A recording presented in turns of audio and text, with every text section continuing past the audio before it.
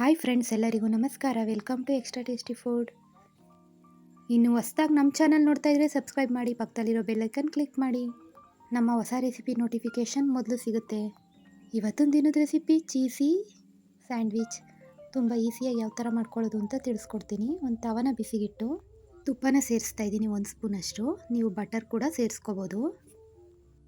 ತುಪ್ಪ ಬಿಸಿ ಆದಮೇಲೆ ಬ್ರೆಡ್ ಸ್ಲೈಸಸ್ನೆಲ್ಲ ಈ ಥರ ಫ್ರೈ ಮಾಡ್ಕೋಬೇಕಾಗುತ್ತೆ. ಎರಡು ಕಡೆ ಗೋಲ್ಡನ್ ಬ್ರೌನ್ ಬರೋವರೆಗೂ ಫ್ರೈ ಮಾಡ್ಕೊಳ್ಳಿ.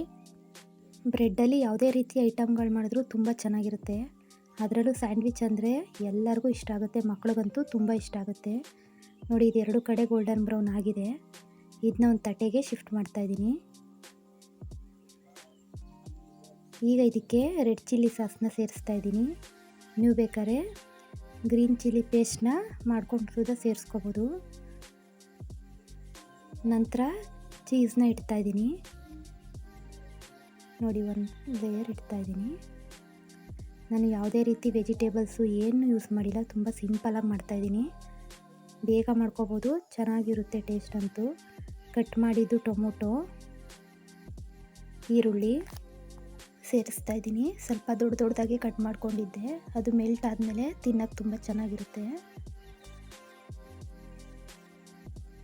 ಪಟಾಪಟ್ ಅಂತ ಬೇಗ ರೆಡಿ ಮಾಡ್ಕೋಬೋದು. ನೋಡಿ, ಈಗ ಸ್ವಲ್ಪ ಕೊತ್ತಂಬರಿ ಸೊಪ್ಪನ್ನ ಸೇರಿಸ್ತಾ ಇದ್ದೀನಿ. ನೀವು ಬೇಕಾದರೆ ವೆಜಿಟೇಬಲ್ಸು, ಕಾರ್ನು ಏನು ಬೇಕಾದರೂ ಸೇರಿಸ್ಕೋಬೋದು. ಮತ್ತೊಂದು ಬ್ರೆಡ್ ಪೀಸ್ನ ಇದ್ರ ಮೇಲೆ ಇಡ್ತಾಯಿದ್ದೀನಿ. ಈಗ ಇದನ್ನ ಮತ್ತೆ ತವದ ಮೇಲಿಟ್ಟು ಚೆನ್ನಾಗಿ ಒಂದು 5 ನಿಮಿಷ ಬೇಯಿಸ್ಕೋಬೇಕಾಗುತ್ತೆ. ಅದು ಚೀಸ್ ಎಲ್ಲ ಮೆಲ್ಟ್ ಆಗಬೇಕು. ಮೆಲ್ಟ್ ಆದರೆ ಅದು ಟೇಸ್ಟು ಸೂಪರಾಗಿರುತ್ತೆ. ನೋಡಿ, ಇದಾಗಿದೆ. ತುಂಬ ಈಸಿಯಾಗಿ ಕ್ವಿಕ್ಕಾಗಿ ಮಾಡ್ಕೋಬೋದು. ನಮ್ಮ ಈ ರೆಸಿಪಿ ನಿಮಗೆ ಇಷ್ಟ ಆಗಿದೆ ಅಂತ ತಿಳ್ಕೊತೀನಿ. ಇಷ್ಟ ಆದರೆ ಲೈಕ್ ಮಾಡಿ, ಶೇರ್ ಮಾಡಿ, ಕಮೆಂಟ್ ಮಾಡಿ. ಹೊಸ ರೆಸಿಪಿಗಳ ಜೊತೆ ಮತ್ತೆ ಸಿಗೋಣ. Thank you for watching.